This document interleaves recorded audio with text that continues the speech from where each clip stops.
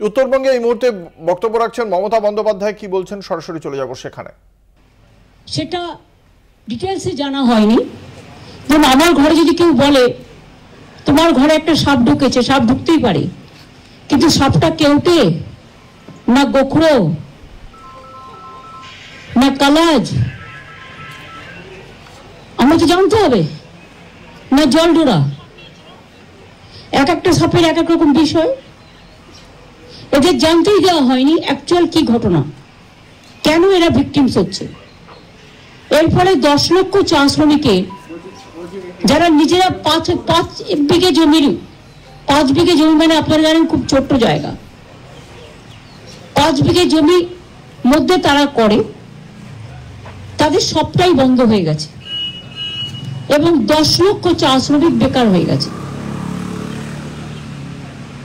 আমি সবটা শুনে ওনাদের রিকোয়েস্ট করলাম ওনারা যেন বন্ধ না করেন, কাজ চালিয়ে যান। কেন এই প্রবলেমটা হচ্ছে আমরা সেটা রিসার্চ করে আফটার ইলেকশন সায়েন্টিস্টদের সাথে কথা বলে, যেমন আপনারা জানেন সুন্দরবনে আগে যখন বন্যা হতো, নোনা জলে সমুদ্রের সব ধান নষ্ট হয়ে যেত।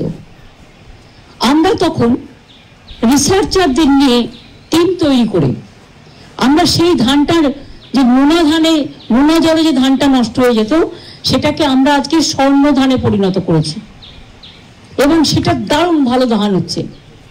সেই রকম এদের যদি কোনো পোকামাকড়ের কোনো ব্যবস্থা থাকে, সেটা প্রশাসন, তার হেলথ ডিপার্টমেন্ট আছে, তার এগ্রিকালচার ডিপার্টমেন্ট আছে, তার এনভায়রনমেন্ট ডিপার্টমেন্ট আছে। আমার মনে হয় it is mainly related to health department and irrigation department. এবং টি বোর্ড আছে, বা টি বোর্ড কি করলো কি না করলো আমার দেখার দরকার নেই। আমি যারা পাতা বিক্রি করে এই চায় বাগান থেকে তুলে, বটলিপ প্লান্ট আছে, তাদের কাছে আমার আবেদন থাকবে সবটাই সংশোধন করার ওদের একটা সুযোগ দেওয়া হোক। ইলেকশনের পরে সব ডিপার্টমেন্টে প্রশাসনের মতো ওদের সাথে বসে সিদ্ধান্ত নেবে। এখন যাতে ওদের ব্যবসা বন্ধ না হয়, কর্ম বন্ধ না হয়, সেদিকটা দৃষ্টি দেওয়ার জন্য আমি সমস্ত প্রশাসনকে, উত্তরবঙ্গ জেলার প্রত্যেকটা প্রশাসনকে অনুরোধ করছি যে বটলিপ প্ল্যান্ট যেগুলো আছে তাদের বলার জন্য এদের চা পাতাটা কেনা যেন বন্ধ না করে। এটা মানবিক কারণ, এটা কোনো রাজনৈতিক কারণ নয়, এটা মানুষের জীবন জীবিকার লড়াই।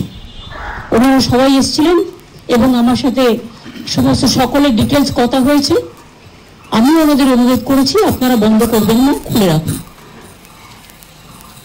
এই পর্যন্ত আপনারা তো দেখেছেন আজকে সারাদিন বিভিন্ন জায়গায় যাওয়া হয়েছে, অনেক জনসংযোগ হয়েছে এবং আপনারাও সহযোগিতা করেছেন। আর আগামীকাল থেকে তো আমার পাবলিক মিটিং শুরু হয়ে যাচ্ছে। প্রথম মিটিংটাই আমার আছে মাথাভাঙা করে আমি মালবাজারে, এখানে মিটিং আছে আমার।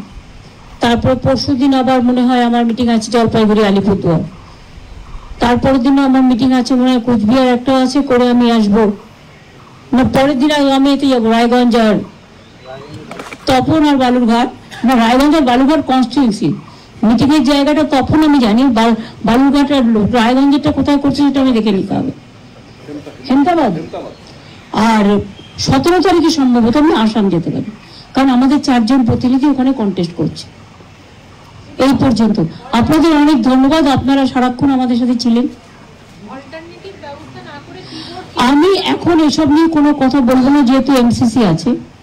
বলতে আমি অনেক কিছু করতে পারি। আগে বাংলার লোককে টি বোর্ডে রাখা হতো, আর পোর্টে রাখা হতো, আর হলদিয়া বন্দরে রাখা হতো, আর ডিবিসিতে রাখা হতো।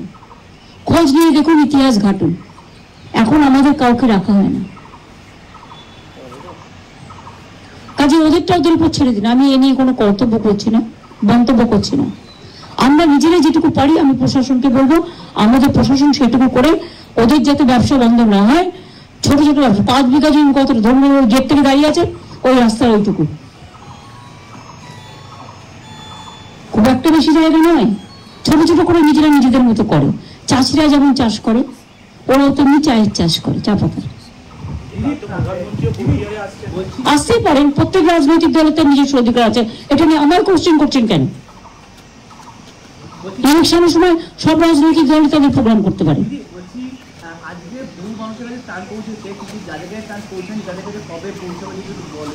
দেখুন, গভর্নমেন্ট তো মেশিন নয়, সবার কাছে পৌঁছানোর কথাই বলা হয়েছে। কিছু দূরে দূরে হয়তো আছে বা কেউ আত্মীয় স্বজনের বাড়ি এদিক ওদিক হতে গেছে, সেটা হতে পারে, কিন্তু instruction clear, disaster is disaster, it is for all.